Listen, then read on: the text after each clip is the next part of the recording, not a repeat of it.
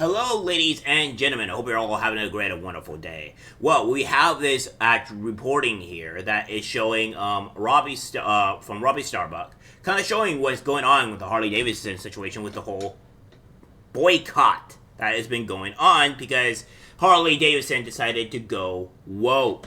What we have here is this. A biker at Sturgis just sent me this video of the Harley Davidson area. He says in the past years, everything at Harley was packed, but not the case this year. Not a good look. I guess some bikers just don't want to be associated with them after finding out that Harley went woke. This is what we have here. As soon as it will, function, we're going to do a reload here. Oh, there we go. Now it's working.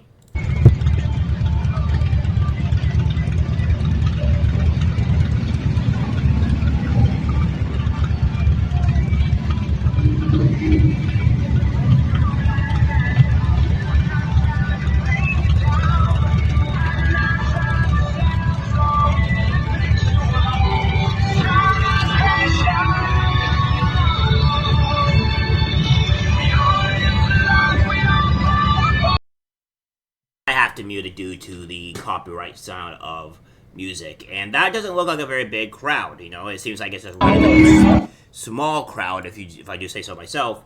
And it says, and the people have said, I have worked the rally before, and it's always packed. That's crazy, but expected. The Budweiser tents were that way last year.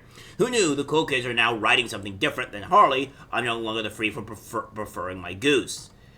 So yeah, that's what's going on here. But there is more. Furious bikers turn on Harley Davidson boss for going woke after he publicly promoted DEI programs, LGBT policies, and climate change issues.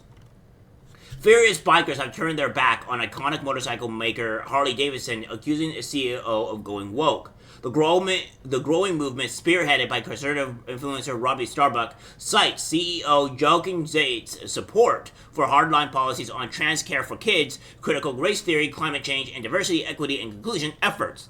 Well, I'm going to put it smack dab right here, guys. There is no trans care for kids. There is none. There isn't really even trans care for adults. I'm going to be completely bloody honest here. There is no trans care for kids.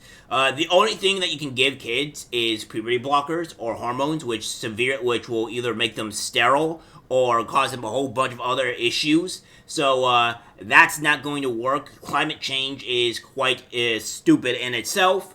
But yeah, it's quite insane. I mean, if we want to do anything about climate change, I will always refer back to nuclear plants. So maybe if we could get going on there, maybe we could actually fix the climate change. But if you politicians do not want to go for it, well, that's not my fault. Starbuck 35 is now demanding the company drop its CEO and is rallying motorcycle enthusiasts to his cause at the largest bikers event in the world, the 84th Sturgis Motorcycle Rally in South Dakota.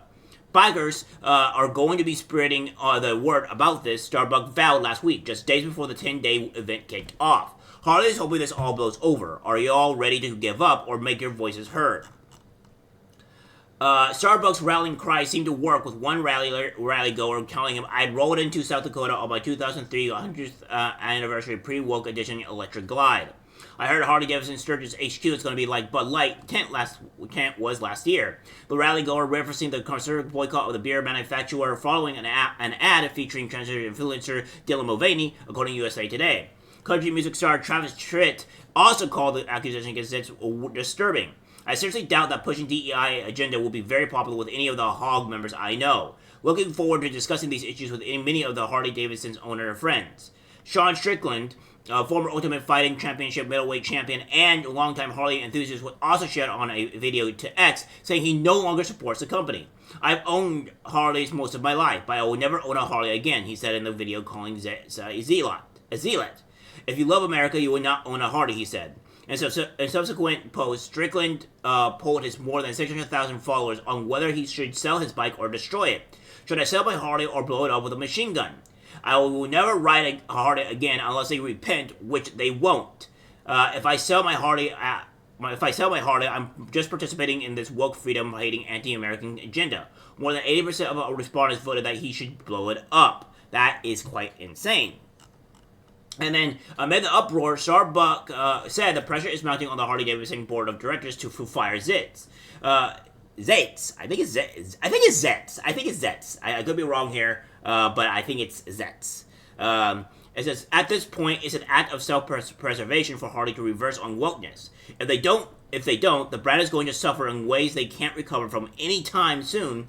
Word is spreading among bikers, MMA circles, and now men are joking with other men about them owning Harleys. But as Zets retained his position, Starbuck vowed on Sunday to investigate the other members of the board. They don't seem to care that the CEO is destroying the Harley Davidson brand, and now I'm curious why. Starbuck had accused Zet in a nearly 10-minute long video of having a total commitment to DEI policies in Harley Davidson offices and the factories that make its trademark heavyweight bikes, which are designed to cruising on the highways. This includes funding a recent Pride event in Pennsylvania with face painting and balloon twisting events for youngsters, as well as a rage room where adults could let off steam, he says. The biker maker has also partnered with political groups that push hard left ideas, including the Wisconsin LGBT Chamber of Commerce, United Way, and the Human Rights Campaign, he says. Harley Davidson money has therefore promoted sex change procedures on children and anti-racism efforts against whiteness and Christian privilege, Starbuck alleges. He went on to claim that DEI efforts have changed life inside the company of some 6,400 people.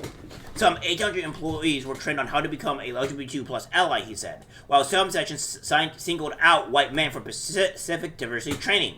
The company also introduced employee resource ERGs, which separate staff along racial, gender, and sexual identity lines. Additionally, Starbucks said that the motorcycle company is gradually cutting its number of white employees, suppliers, and dealers. It's under Zets, the company also signed on to a Human Rights Campaign letter that Starbucks said that was meant to scare states away from passing laws that ban sex changes for kids and ban men from being able to follow girls into bathrooms. Harley Davidson seems to have forgotten who their core customers are. A Flemmer who was also a 2022 Republican House candidate for Tennessee. I don't think the values at corporate reflect the values of nearly any Harley Davidson bikers. Starbuck added, do Harley riders want the money they spend at Harley to be used later by corporate to push an ideology that's diametrically opposed to their own values? But Zays, who has hired in 2020 after successfully turning around athletic shoe company Puma, has said Harley Davidson needs to change to attract younger customers. We care about the planet because we ride in nature, and if you want to be successful, you have to think long term. With that in mind, Zays has charted a course for Harley Davidson based on sustainability. It launched its Livewire brand of electric motorcycles 5 years ago, and Zays has set a goal to make all of its vehicles run on electricity by 2030, which is insane, because this is not going to solve the problem, and anything, it's going to make everything a lot harder for people to own these bikes, to get these bikes. And not only that, you have to go long distances as well. How do you think that you're going to have all your Harley Davidsons go to electricity and make these long treks that these bikes do? In fact, the one cool thing and amazing thing about bikes in general is that a lot of them don't actually use a lot of fuel. They're actually very cost effective when it comes to actually fuel. And now you're going to put a giant battery on them that will most likely weigh them down. And on top of that, make them go way less distances as well. This is completely insane. Many Harley Davidson customers now decorate their motorcycles with rainbow flags, and they make frequent appearances at Pride events ridden by such groups as Dykes on Bikes, which is a very low group of people. It's a very slow minority of people. Again, these people are catering to the very 1% of people and not to their actual established base.